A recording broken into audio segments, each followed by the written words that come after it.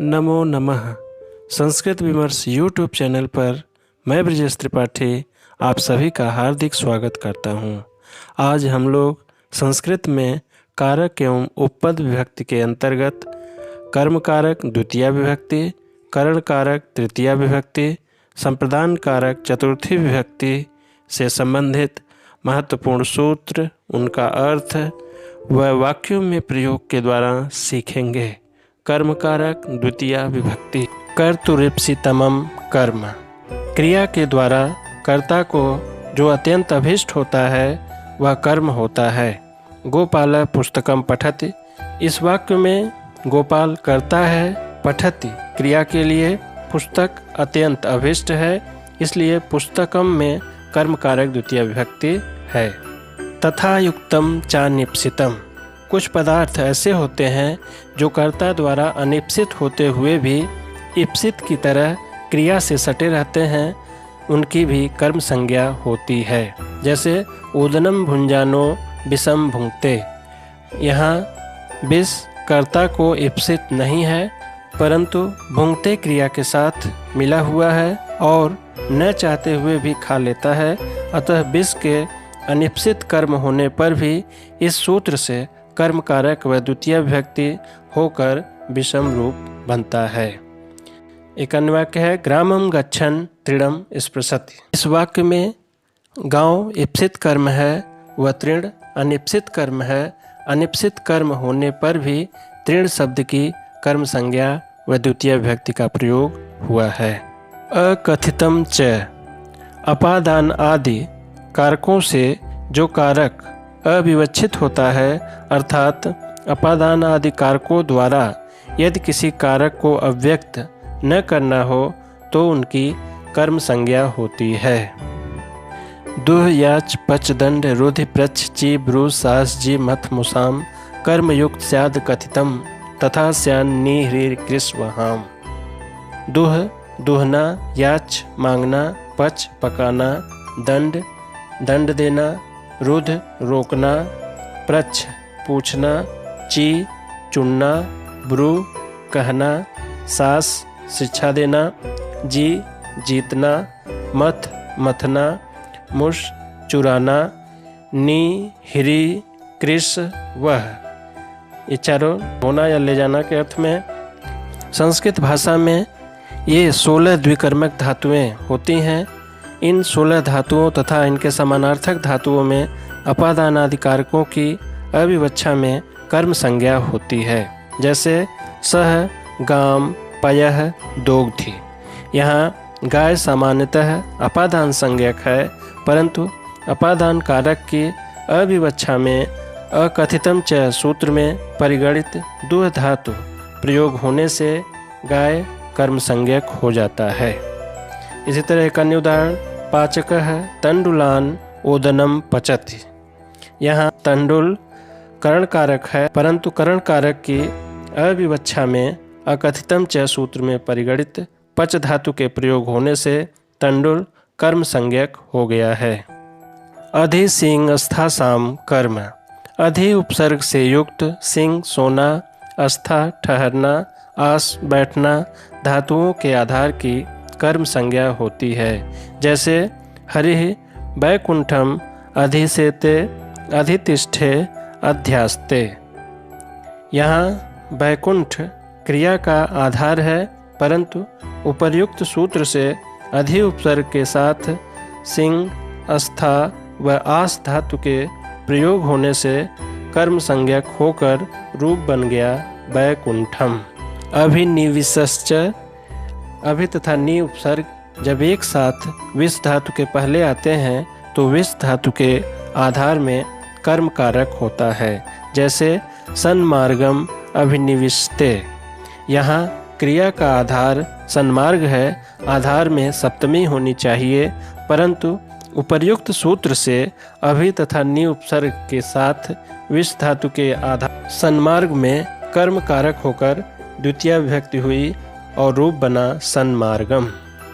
उपान्वध्यांग वसः, यदि वस धातु के पूर्व उप अनु अधि आ में से कोई भी उपसर्ग हो तो क्रिया के आधार में कर्म कारक होता है। जैसे हरिः वैकुंठम उपविशति, यहाँ वैकुंठ क्रिया का आधार है। आधार में सप्तमी होना चाहिए, परंतु उपर्युक्त सूत्र से उपसर्ग के साथ वस धातु के आधार वैकुंठ में कर्म कारक द्वितीय विभक्ति हुई और रूप बना वैकुंठम। इसी तरह हरिः वैकुंठम अनुवसति, हरिः वैकुंठम अधिवसति, हरिः वैकुंठम आवसति भी सिद्ध होता है। सूत्र कालाध्वनोरत्यंत संयोगे, जब कोई क्रिया लगातार कुछ समय तक होती रहे या कोई वस्तु कुछ दूरी तक लगातार हो तो समय व मार्गवाचक शब्द में द्वितीय विभक्ति होती है। जैसे क्रोशम कुटिला नदी, यहाँ लगातार कोस भर तक नदी के टेढ़ा होने से दूरी बताने वाले शब्द कोस में द्वितीय विभक्ति होकर रूप बना क्रोशम। अभितः परितः समया निक्सा हा प्रतियोगे अपि, अभितः दोनों तरफ, परितः चारों तरफ, समया समीप, निक्सा निकट, हा शोक अर्थ में, प्रति और या तरफ के योग में द्वितीय विभक्ति होती है। ये इसको उदाहरण से समझते हैं। जैसे ग्रामम अभितः राजमार्गम अस्ति, यहाँ अभितः का संबंध गांव से है, अतः अभितः के योग में ग्राम में द्वितीय विभक्ति होकर रूप बनता है ग्रामम। इसी तरह अन्य प्रमुख उदाहरण भी पूछे जाते हैं। ग्रामम परितः वृक्षाः सन्ति, परितः के योग में ग्रामम द्वितीय विभक्ति हुआ है। विद्यालयम समया नदी अस्ति, समया के योग में विद्यालय में द्वितीय विभक्ति विद्यालयम हो गया है। विद्यालयम निक्सा देवालयः अस्ति, निक्सा के योग में विद्यालय में द्वितीय विभक्ति होकर विद्यालयम हो गया है। मंदिरम प्रति गच्छति, प्रति के योग में मंदिर में द्वितीय विभक्ति होकर मंदिरम रूप बना है। उभयतः दोनों तरफ, सर्वतः चारों तरफ, धिक धिक्कार, ऊपर ऊपर, ऊपर ऊपर, अधो अधः नीचे नीचे, अध्यध ऊपर ऊपर, इन शब्दों के योग में द्वितीय विभक्ति होती है। जैसे उभयतः कृष्णम गोपाः, यहाँ उभयतः का संबंध कृष्ण से है, अतः उभयतः के योग में कृष्ण में द्वितीय विभक्ति होकर कृष्णम रूप बना। सर्वतः कृष्णम गोपाः, सर्वतः के योग में कृष्ण में द्वितीय विभक्ति होकर रूप बना है कृष्णम। धिक कृष्णा भक्तम, धिक के योग में कृष्णा भक्तम में द्वितीय विभक्ति हुई है। ऊपर ऊपर लोकम हरिः, ऊपर ऊपर शब्द के योग में लोक में द्वितीय विभक्ति होकर लोकम शब्द बना है। अधो अधः लोकम हरिः, अधो अधः शब्द के योग में लोकम शब्द में द्वितीय विभक्ति हुई है। अध्यधि लोकम हरिः, अध्यधि शब्द के योग में लोक में द्वितीय विभक्ति होकर लोकम रूप बना है। अंतरा अंतरेण युक्ते द्वितीया, अंतरा अंतरेण शब्द के योग में द्वितीय विभक्ति होती है। जैसे तरा त्वाम माम हरिः, अंतरेण हरिः न सुखम, शुभ करण कारक तृतीया विभक्ति। साधकतमम करणम, क्रिया के संपादन में सबसे अधिक सहायक वस्तु को करण कारक कहते हैं। जैसे लता लेखन्या लिखति, यहाँ लिखति क्रिया की सिद्धि में लेखनी सहायक है, अतः लेखन्या में करण कारक तृतीया विभक्ति है। कर्मवाच्य व भाववाच्य के कर्ता में तृतीया विभक्ति होती है, करण कारक में तृतीया विभक्ति होती है। जैसे रामेण रावणः हतः, यह वाक्य कर्मवाच्य का उदाहरण है। कर्मवाच्य के कर्ता में तृतीया विभक्ति होकर रामेण रूप बना तथा कर्म में प्रथमा विभक्ति होकर रावणः रूप बन गया। लतया हस्यते, यह भाववाच्य का उदाहरण है। भाववाच्य के कर्ता में तृतीया विभक्ति होकर रूप बना लतया। सह युक्ते अप्रधाने तृतीया, सह के योग में अप्रधान अर्थात जो प्रधान कर्ता का साथ देता है में तृतीया विभक्ति होती है। साथ अर्थ वाले साकम, सार्धम और समम के योग में भी अप्रधान में तृतीया विभक्ति होती है। जैसे रामः जानक्या साकम गच्छति। इस वाक्य में राम प्रधान करता है तथा जानकी अप्रधान है, अतः अप्रधान में तृतीया विभक्ति होकर रूप बना जानक्या। पिता पुत्रेण सह आगतः। इस वाक्य में अप्रधान पुत्र में तृतीया विभक्ति होकर पुत्रेण बना है। अहम श्यामेन सह न गच्छामि में अप्रधान कर्ता श्याम में तृतीया विभक्ति होकर श्यामेन रूप बना है। एनांग विकारः। शरीर के किसी अंग में विकार दोष होने पर उस अंगवाची शब्द में तृतीया विभक्ति होती है। जैसे सह नेत्रेण काढ़ः अस्ति। यहाँ शरीर के अंग नेत्र में विकार होने पर नेत्र में तृतीया विभक्ति होकर नेत्रेण रूप बना। गोपालः पादेन खंजः।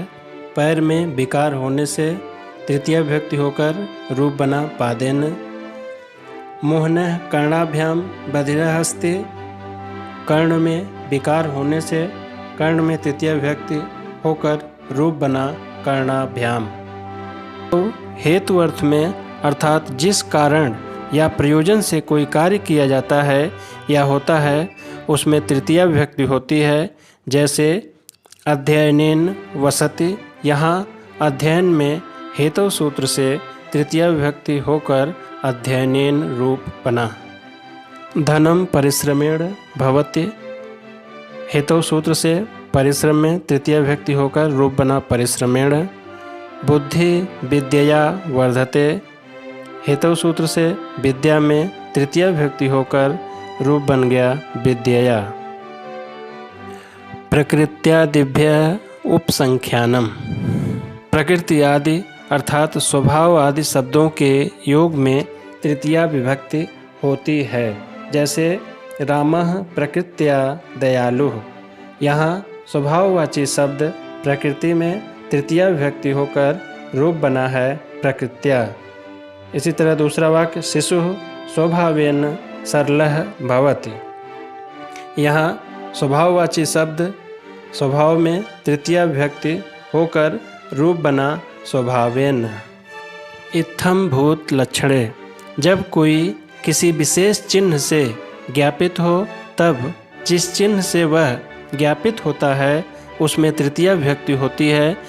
यहाँ जटा से तपस्वी की जानकारी होने से जटा में तृतीया विभक्ति होकर रूप बना जटाभि। अलम योगेन तृतीया। अलम मत या बस के योग में तृतीया विभक्ति होती है। जैसे अलम विवादेन। यहाँ अलम के योग में विवाद में तृतीया विभक्ति होकर रूप बना है विवादेन। इसी तरह अलम हसितेन दिवः कर्म च। खेलना अर्थ में दिव धातु के प्रयोग में विकल्प से द्वितीया या तृतीया विभक्ति होती है। जैसे अच्छैः अच्छान वा दिव्यति। संज्ञो अंतरस्याम कर्मण। सम उपसर्ग पूर्वक ज्ञा धातु के कर्म की विकल्प से कर्ण संज्ञा होती है। जैसे पित्रा पितरम वा संजानिते।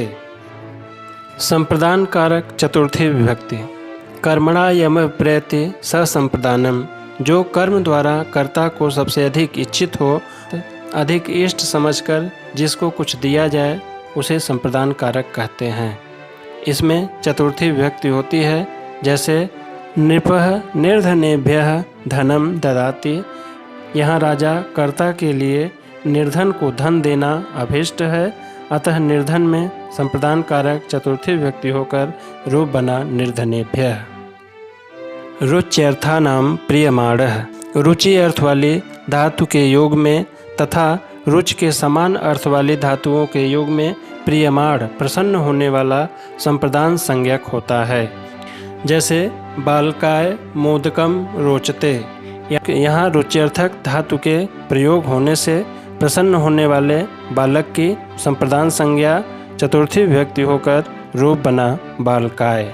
क्रोध द्रुह ईर्ष्या असूयार्थानाम यम प्रति कोपः।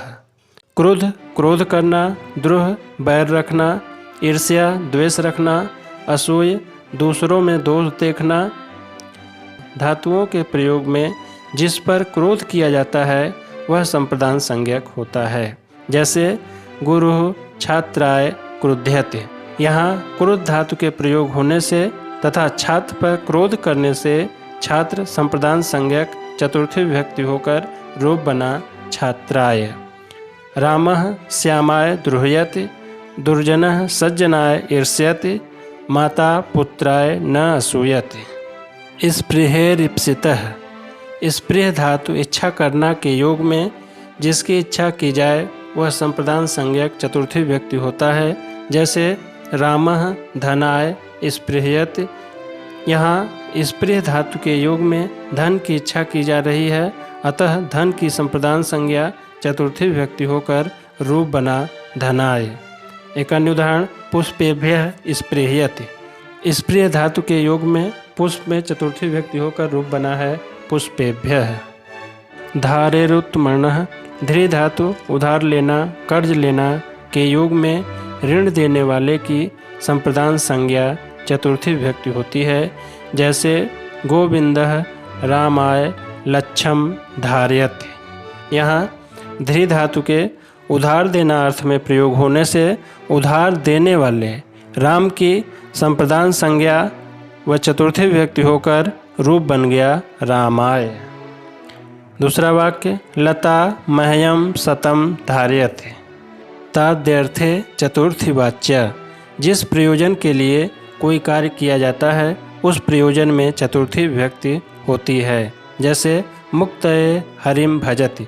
यहाँ हरि का भजन मुक्ति के प्रयोजन से किया जाता है, अतः मुक्ति में चतुर्थी विभक्ति होकर रूप बना मुक्तये। अन्य उदाहरण शिशु मोदकाय रोदिति काव्यम यशसे।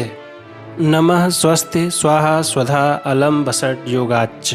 नमः नमस्कार, स्वस्ति कल्याण, स्वाहा देवताओं के लिए आहुति, स्वधा पूर्वजों को दी गई आहुति, अलम समर्थ पर्याप्त एवं वसट देवताओं के लिए भेंट के योग में चतुर्थी विभक्ति का प्रयोग होता है। जैसे गुरुवे नमः। यहाँ नमः के योग में गुरु में चतुर्थी विभक्ति होकर रूप बना गुरुवे। बालकाय स्वस्ति। यहाँ स्वस्ति के योग में पालक में चतुर्थी विभक्ति होकर रूप बन गया बालकाय। इसी तरह अग्नये स्वाहा, पितृभ्यः स्वधा, इंद्राय वसट, कंसाय कृष्णः अलम भी सिद्ध होता है। हित योगे च। हित और सुख के योग में भी चतुर्थी विभक्ति होती है। जैसे ब्राह्मणाय हितम देवाय सुखम। हित शब्द के योग में ब्राह्मण में चतुर्थी विभक्ति होकर रूप बना ब्राह्मणाय। उत्पातेन ज्ञापिते च। भौतिक उत्पातों से सूचित वस्तु में चतुर्थी विभक्ति होती है। जैसे वाताय कपिला विद्युत। यहाँ उत्पातेन ज्ञापिते च सूत्र से वाताय में चतुर्थी विभक्ति का प्रयोग हुआ है। शुभम भूयात्। पुनर्मिलामः। धन्यवादः।